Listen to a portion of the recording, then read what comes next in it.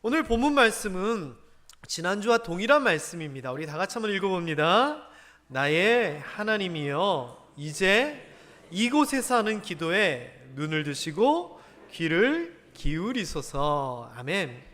지난주 솔로몬의 성전에 대한 이야기가 배경이 되었습니다. 지난주 설교 내용을 간단하게 요약을 하면 솔로몬이 이제 성전을 짓게 됩니다. 그러면서 이른바 우리로 치면 기공식, 중공식 또는 헌당식 이런 것처럼 낙성식을 하게 됩니다. 그리고 거기에서 백성들을 다 불러 모으고는 이제 한마디를 하게 되는데 이렇게 얘기합니다. 우리 아버지 때부터 준비했던 성전이 드디어 완성됐다고. 하나님께서 너무 기뻐하실 거라고. 우리도 이곳에서 신앙생활 잘하자고 이제 백성들을 격려하고 응원합니다. 그러면서 이제 마지막에 기도를 하게 되죠. 그 기도가 지난주 주일 예배의 본문의 배경이고 주요 내용이었습니다. 가장 핵심은 이거였죠. 오늘 본문 말씀인 나의 하나님이여, 이제 성전이 완공된 이제 이 성전에서 하는 기도에 눈을 드시고 귀를 기울여 주시옵소서라고 했던 그 내용이었습니다.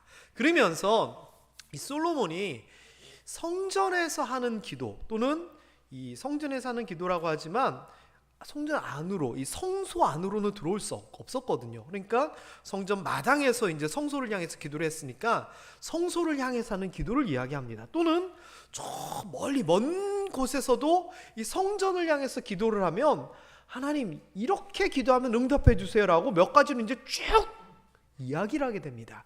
그걸 이제 제가 지난주에 이제 설명을 해드렸죠. 역대하 6장 20절부터 하나님 우리가 이 성전을 향해서 기도하면 들어주세요 라고 이야기를 합니다. 그리고 하나님 우리가 이 성전에 와서 맹세하면은 하나님 다른 건 몰라도 성전에서 하나님 앞에 맹세할 때는 그 맹세 하나님께서 좀 잘 살펴봐 주세요 이렇게 기도합니다. 그리고 또 이야기하기를 하나님 우리가 죄 짓고 하나님 멀리 떠나 있다가 전쟁을 해서 지게 되면 하나님 그러다가 용서해 주세요 깨달아 이 성전에서 기도하게 되면 하나님 용서해 주세요라고 하면서 성전에서 기도할 때 전쟁의 패배를 극복하게 해달라고 그렇게 기도를 합니다. 또 뭐라고 기도했냐면은 죄로 말미암아 하늘이 닫히고 비가 내리지 않는 하나님의 벌을 받게 될 때 아이고 하나님 잘못했습니다 하면서 그것을 인정하고 하나님 앞에 기도하고 특별히 이곳을 향하여 성전을 향하여서 기도하면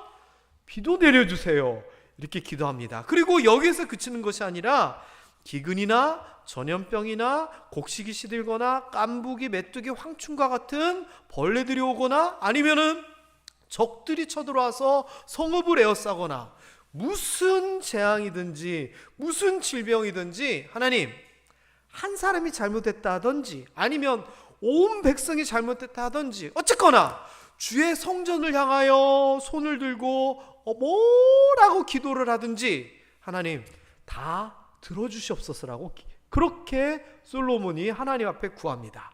게다가 여기서 그치는 것이 아니라 하나님 이스라엘 민족뿐만 아니라 이방인들이 하나님을 향하여 기도하거든 그들이 이방인일지라도 주께 부르짖는 대로 다 응답하여 주시옵소서라고 기도합니다.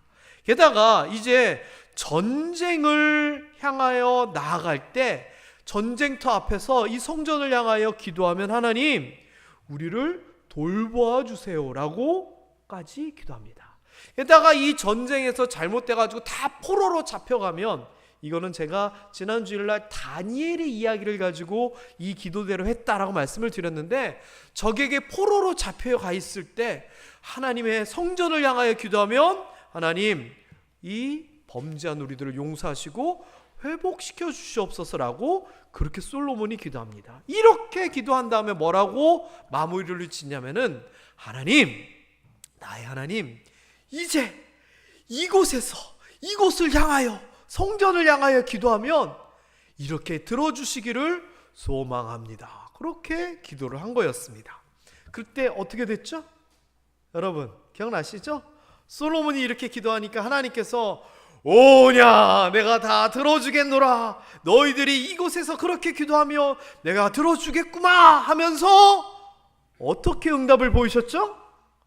하늘에서 엘리야 때 불이 떨어진 것처럼 성전의 제단에 불이 떨어져서 하나님의 응답을 모든 백성들에게 보여주십니다.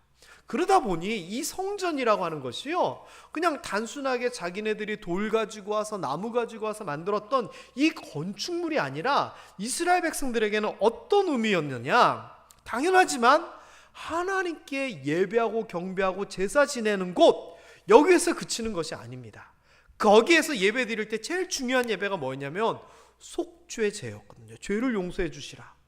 그래서 그냥 종교적인 의미로서 그냥 용서해 주세요 이 정도가 아니라, 이곳에서 손을 향해 성전을 향해 손을 들어 기도하며 무슨 죄든지 다 용서해 주고 회복시켜 주신다고 했으니, 이 성전은 용서받는 것이라고 하는 개념이 그들에게 꽉 머릿속에 들어올 수밖에 없었습니다. 게다가 불이 떨어졌던 그것을 본 이스라엘 백성들과 그 후손들이 무슨 생각을 할까요?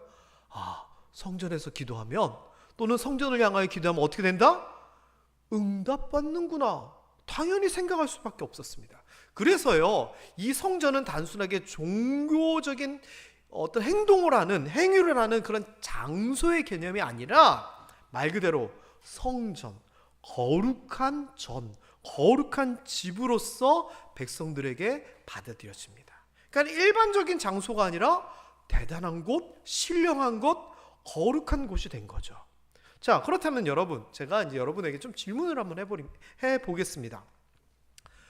거룩이라고 하는 말은요, 아무런 흠도 없고 부정함이 없는 상태입니다. 여러분, 천국도 아닌 이 땅에서 어딘가가 거룩하다라고 표현하는 게 사실 맞을까요? 틀릴까요? 생각해 보세요. 어디가 진짜 거룩하다라고 어느 장소를 지칭할 수 있을까요? 교회당이 거룩하고 내 집이 거룩하고 또는 여기가 거룩해 라고 우리가 말하면 그게 진짜 맞을까요? 예를 들어서 한번 생각해 볼까요? 교회당이, 우리 무함교회가 거룩한 곳이에요, 아니에요? 거룩한 곳이에요, 아니에요? 이런저런 얘기를 하시는데 안 거룩해요 얘기할 수는 없잖아요, 그렇죠? 우리는 거룩한 예배고 교회다라고 얘기하는데, 거룩하면 흠도 없고 부정한 것도 없고 그래야 되는데, 이 안에 있는 사람들이 어때요?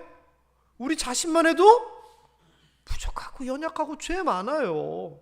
그리고 바닥에 보면 먼지도 많네요. 지저분한 것도 있을 수도 있고 얼룩도 있을 수 있고, 이게 거룩해요? 그렇잖아요. 그래서 제가 거룩이 뭘까?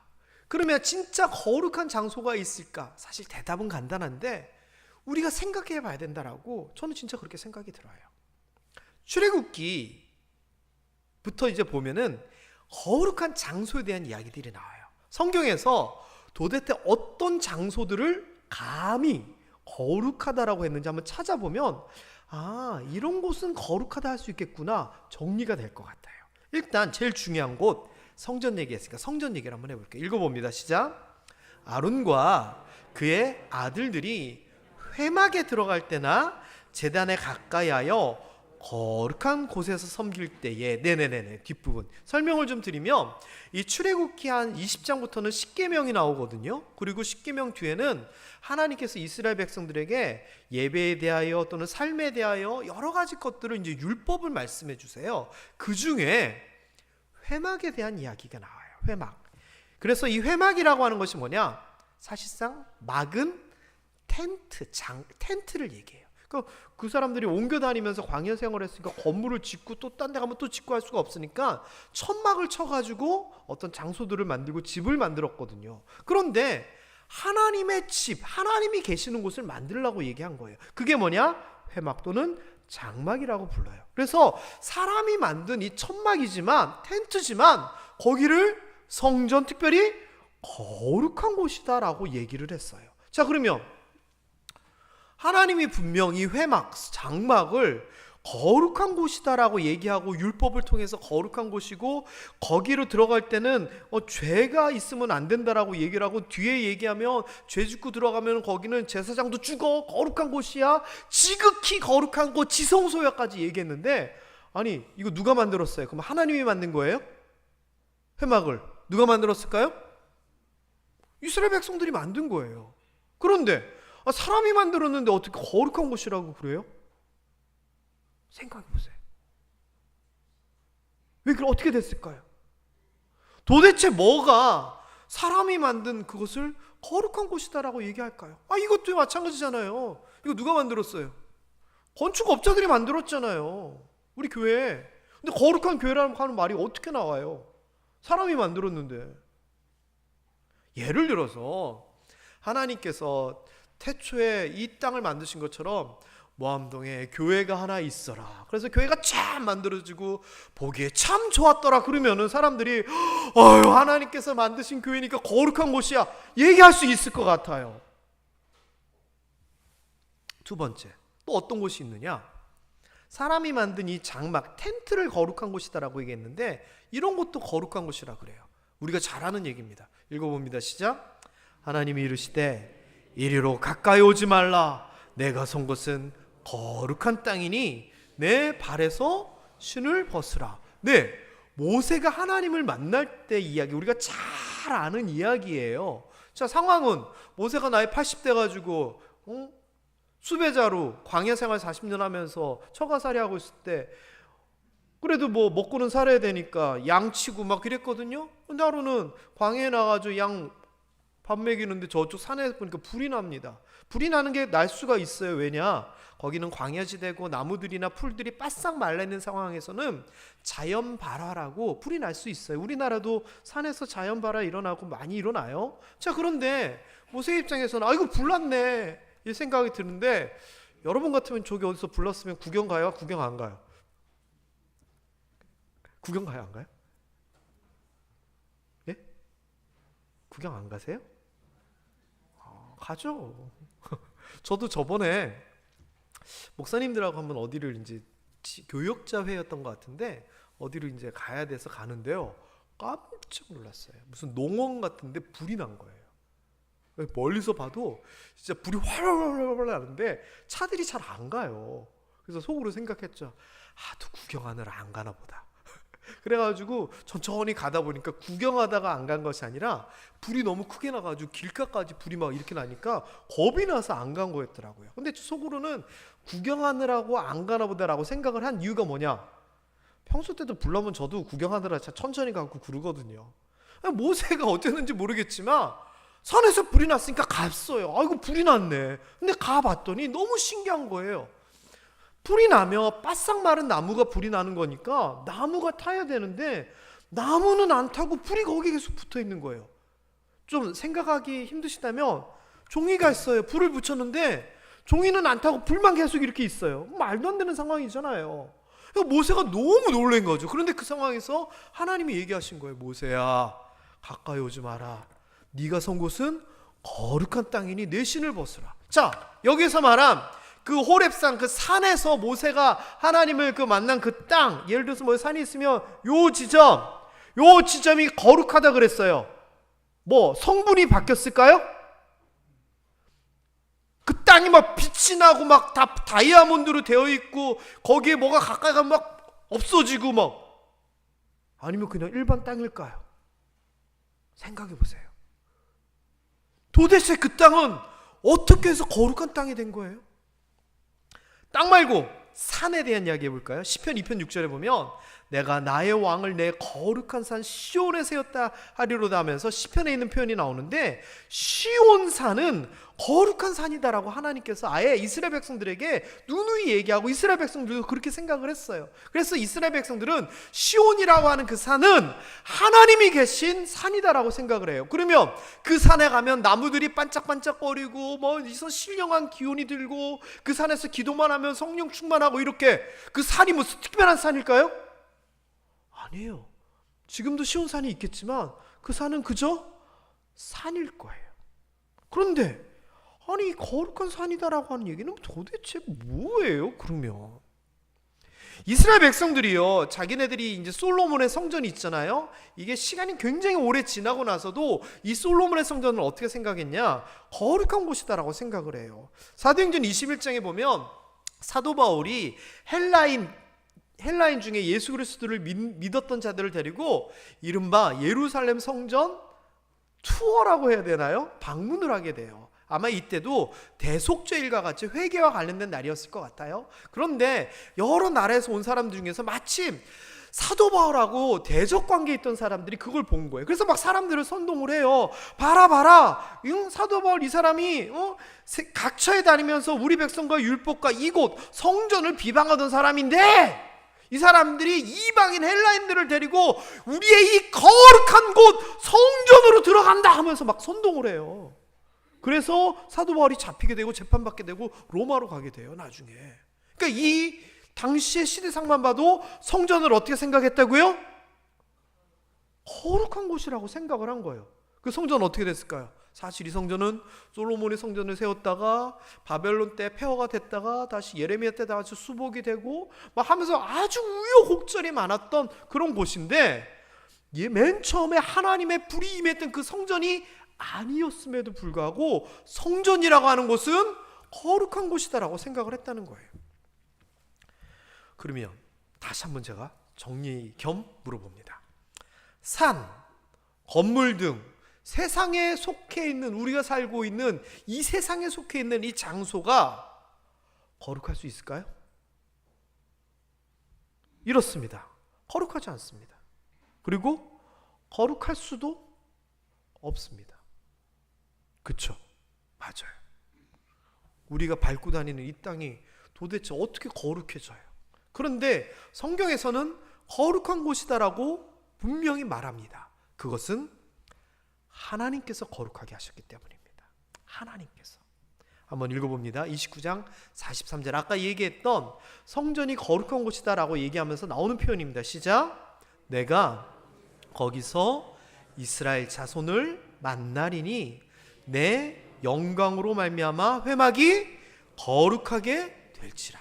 이 장막, 이 회막, 이 텐트가 거룩한 곳은 아닙니다. 그런데 하나님께서 그곳에 임하시고 하나님께서 사람들을 거기에서 만나주심을 통하여 또 특별히 하나님의 영광으로 말미암아 거룩하게 되게 하나님께서 해주신다는 겁니다. 다시 얘기하면 물질 자체는 변하지 않지만 의미 자체가 하나님으로 말미암아 거룩해진 겁니다. 거룩한 장소라고 하는 표현은요, 마찬가지입니다. 장소 자체는 거룩하지 않지만 하나님께서 거룩하다라고 의미를 부여하신 겁니다. 이거는요, 우리가 토달 필요가 없습니다. 제가 일부 예배 때 설명을 드렸는데 이걸 뭐라고 얘기하냐면은 하나님의 강권적인 역사다라고 저는 표현을 하고 싶습니다. 강권이 뭐예요? 하나님 자기 마음대로 하나님의 뜻대로 그렇게 하셨다는 겁니다. 성경이에요. 대부분의 하나님의 역사하시는 방식은 사람들의 의견을 들어서 민주적으로 하시는 게 아니라 하나님의 정하신 뜻으로 밀고 나갑니다. 예를 들어서 제일 대표적인 사례가 뭐냐? 사람을 들었을 때입니다. 하나님이 사람을 들었을 때 지혜 있고 뭐 있고 이렇게 사람들의 의견을 듣는 게 아닙니다. 하나님께서 들어쓰시는 방식은 그냥 부르시는 겁니다. 모세를 불렀고요, 다윗을 부르셨고요, 누구를 부르셨고요. 그냥 그 사람이 잘났건 못났건 하나님께서 부르시면 그 사람이 하나님의 사람이 되고 하나님의 능력이 나타나고 하나님의 일을 하는 거였습니다.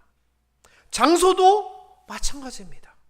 우리가 생각하기에는 그냥 평범하고 부족한 장소일지라도 하나님이 거기에서 임하시고 하나님이 역사하시면 거기는 거룩한 장소가 되는 겁니다. 거룩한 장소 그럼 어디일까요? 결론을 내리면 이렇습니다. 호렙산, 성전, 시온산. 결론은 하나님이 계신 곳이 거룩한 장소입니다. 여러분, 이게 중요합니다.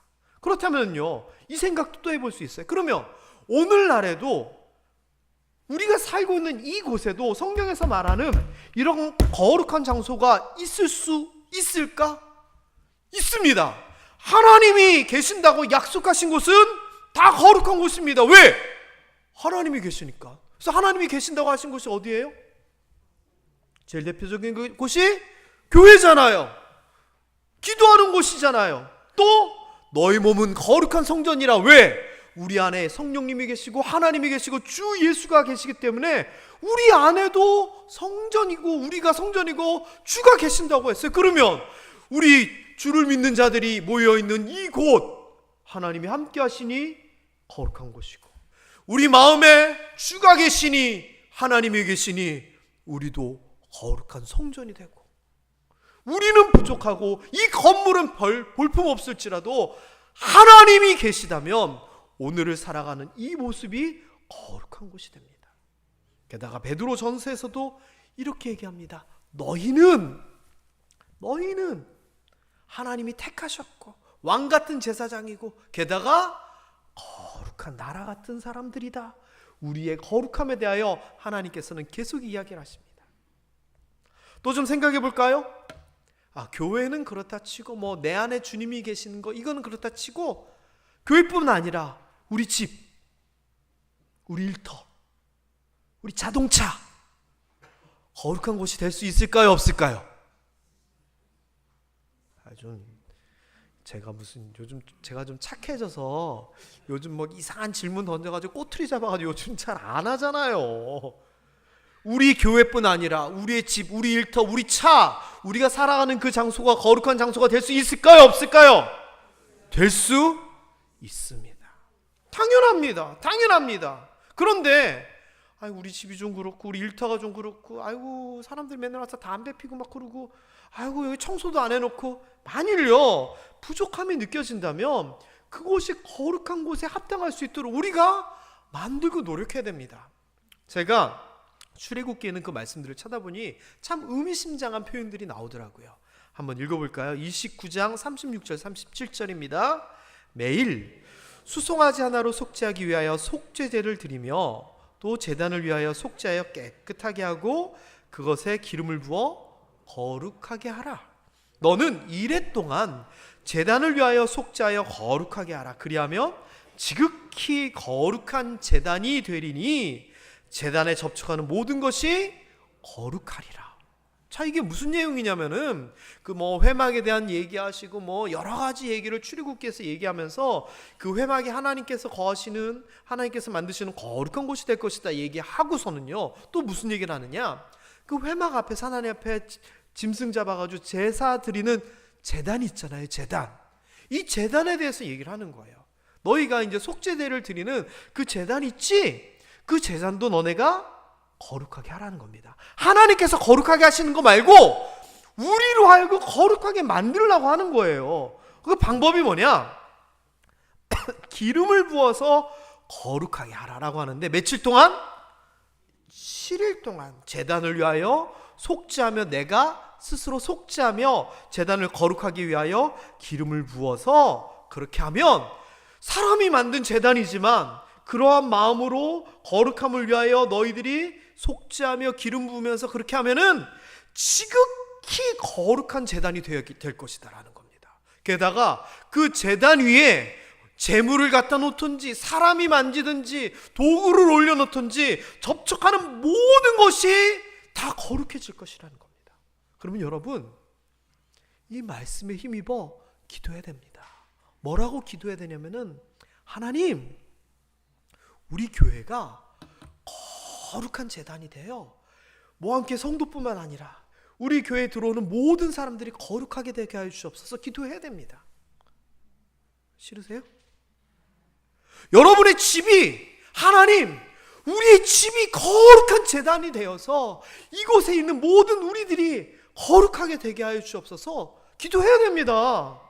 여러분의 일터, 하나님 일터에 드나드는 모든 사람들이 복받게 하시고 거룩하게 하여 주시옵소서. 여러분의 일터를 놓고 거룩하게 만들기 위하여 기도해야 됩니다. 하다못해 여러분이 타고 다니시는 자동차도 하나님, 이곳이 하나님께 예배하고 기도하고 감사하고 회개하는 거룩한 곳 되게 하여 주시옵소서 기도 당연히 해야 됩니다.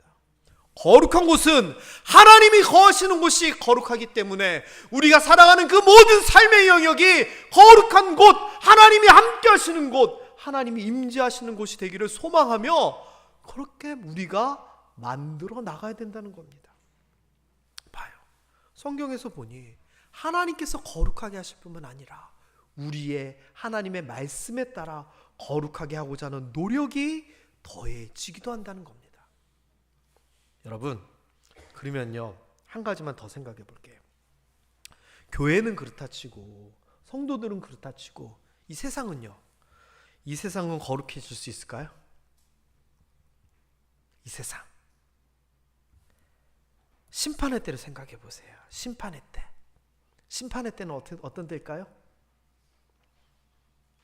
거룩한 주의 무리들은 남겨지고 나머지들은 다 벌 받잖아요. 그렇죠? 그렇다면 이 세상은 어떻게 될까요? 우리의 과제예요. 과제. 거룩이라고 하는 그 원어의 의미는 깨끗하다, 흠이 없다 이런 의미도 있지만 특별히 구별되다라고 하는 표현이 있어요. 구별되다. 그래서 이 세상이 선과 악의 세상, 하나님과 사탄의 세상으로 되었을 때 이 세상이 하나님의 나라 될 수 있도록, 구별될 수 있도록, 거룩해질 수 있도록 우리가 노력해 나가야 되는 거예요. 그게 우리의 과제예요. 너희가 이 땅의 모든 민족들을, 모든 사람들을 우리가 전도하고 선교하려는 그 대상들을 성경에서는 분명히 이야기하고 있는 거예요. 그러면서 우리에게 뭐라고 얘기하냐? 우리가 그들을 거룩하게 만들고 하나님의 자녀되게 해야 된다. 이 말을 다른 말로 얘기하면 이 세상이 어둠 속에 있지 아니하도록, 썩어가지 아니하도록 니들이 거룩하게 만들어서 밝게, 썩지 않게 좀 역할을 해라. 세상의 소금과 빛의 역할을 이야기하는 것이 바로 세상을 거룩하게 만들어 나가라는 얘기입니다. 이 세상에 하나님을 찬양하고 주의 영광이 이 땅에 가득하기를 우리에게 하나님께서 원하신다는 겁니다. 말씀 한번 정리해 봅니다. 하나님께서 계신 곳이 거룩한 곳이 됩니다.